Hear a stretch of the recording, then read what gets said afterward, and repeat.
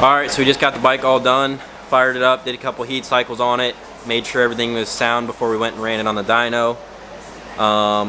Did our first little hit and came out with 24.4 horsepower, and I believe it was, we got 16.14 foot-pounds of torque. So, and it's a little, we said on the lean side, it's a little on the lean side.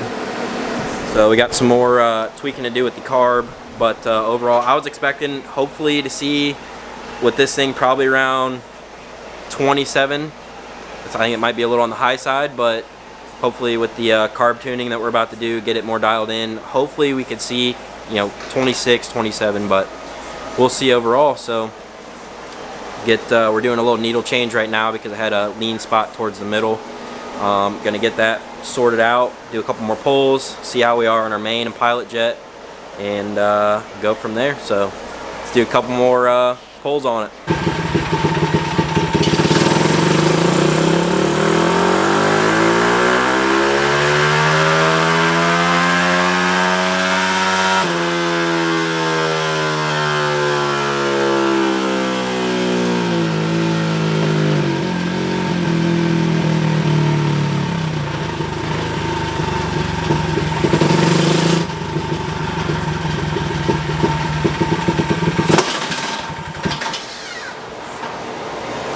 Too much chopping to the throttle.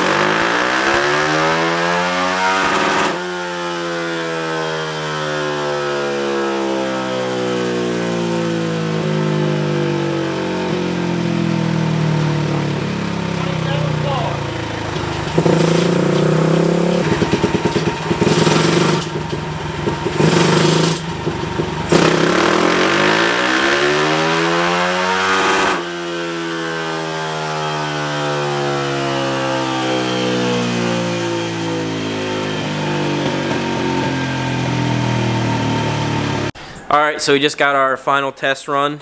We were able to hit 27, which is absolutely insane. We leaned out the needle a slot, so it's in the second clip position, one down from the middle.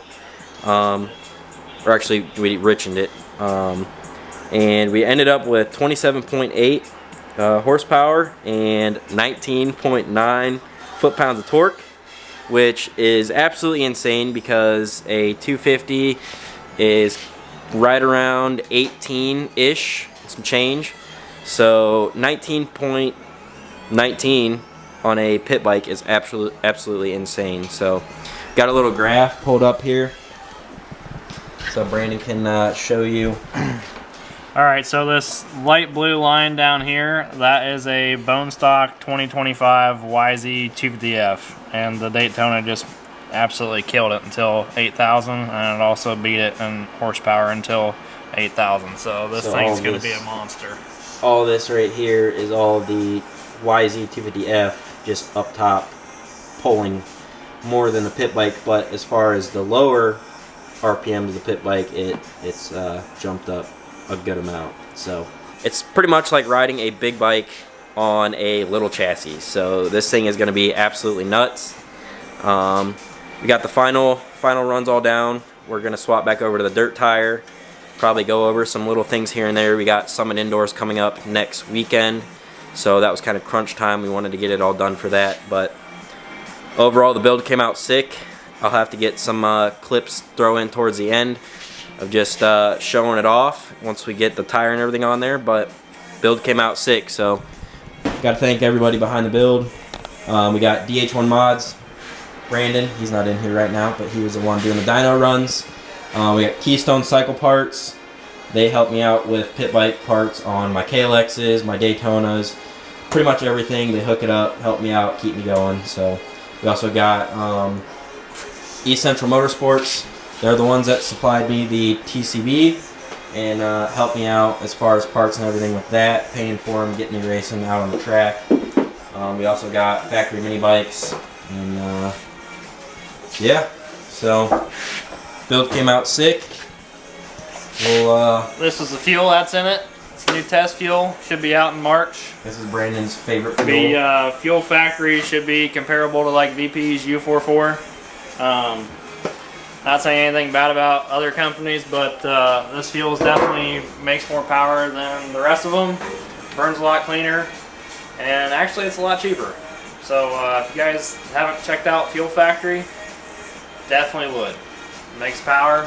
It's great fuel. So yeah, we'll probably end up running some of this Fuel Factory stuff, trying it out, and so far it's seemed awesome. So we'll be probably running that from now on. But yeah, we'll get into the last little clips, and I think that'll be it for the video. So hope you guys enjoy the build, and I'll catch you guys in the next video.